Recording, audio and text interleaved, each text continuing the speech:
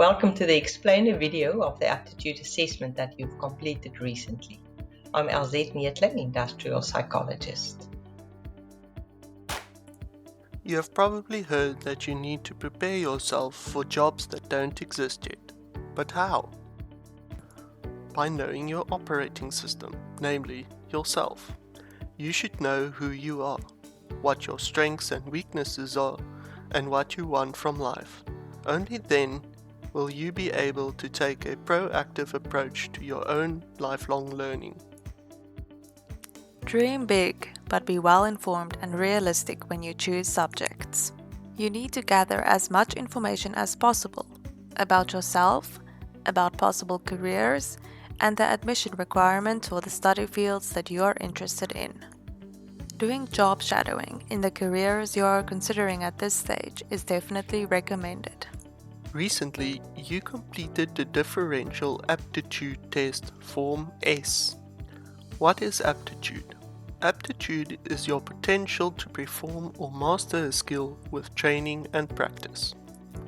This aptitude test should establish whether you have the necessary learning ability or potential in a specific study field to enable you to perform well in that study field if you receive the necessary training. Let's have a look at your aptitude report. Your score is reflected as a stay 9, a score out of 9, with scores of 1 to 3 indicating a below average score, 4 to 6 an average score, and 7 to 9 an above average score. The subtests that you have completed are indicated in this graph.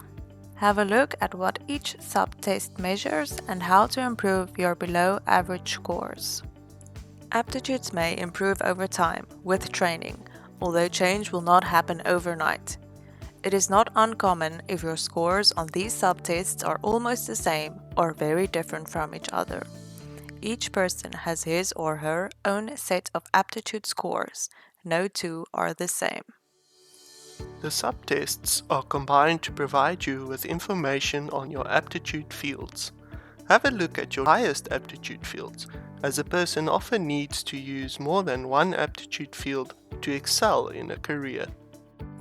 For example, a science teacher would need a humanitarian, people-orientated, as well as a scientific aptitude field, or a lawyer who needs a humanitarian as well as a business-orientated aptitude field to excel.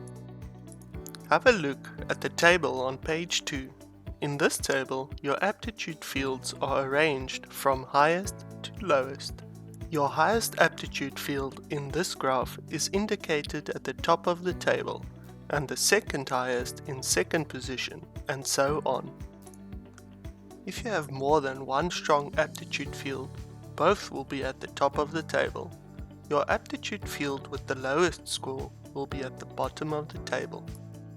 Your aptitude results are compared with other grade 9s in South Africa, who have experienced relatively good educational opportunities. Therefore, it is very important to pay attention to your aptitude fields ratings. You should find the aptitude fields with the highest rating easier and those with the lowest rating more challenging. Although your subjects may be relatively easy to you at this stage, the level of difficulty and work tempo will increase significantly in your senior high school years. Next, pay attention to the possible subjects relating to the different aptitude fields. Ask yourself the following questions. Which subjects are indicated by your aptitude fields? Which subjects do you find interesting and achieve good marks in at this stage? What type of careers seem interesting to you? Which subjects and careers will suit your personality best? For example, an extrovert who loves being with people and who needs people constantly will probably find a research job uninteresting. An introvert who more often than not needs to spend time on his or her own will probably find a people-orientated job like a salesperson tiring. Combine your highest aptitude fields with your interests and your personality preferences. keeping in mind the marks on your report card from school. Also, keep in mind how motivated and hardworking you are. Once you have decided on subjects and possible future tertiary study fields, the next step would be to research the admission requirements for those study fields. You can enter university with mathematical literacy, but different study fields have different admission requirements. Make sure that you will be able to comply with those requirements. You need to ensure that you pay extra attention to the more challenging subjects.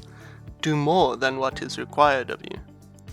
Many learners, even those with high academic potential, may run the risk of failing in their studies due to their low levels of academic literacy.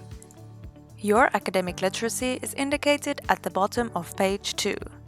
If some of your scores appear to be below average, you should still have enough time to improve your academic literacy. Being able to read, do basic calculations, reason logically, and memorize data is necessary for good marks in the senior phase of high school, as well as in tertiary studies. Find your academic literacy score on the table below. Remember, a score lower than 3 may present a scholastic handicap and/or obstacle which indicate that you may require additional assistance or intensive remedial attention. In conclusion, remember that realizing your dreams will be hard work. You control your future and your destiny. Make the most of your opportunities.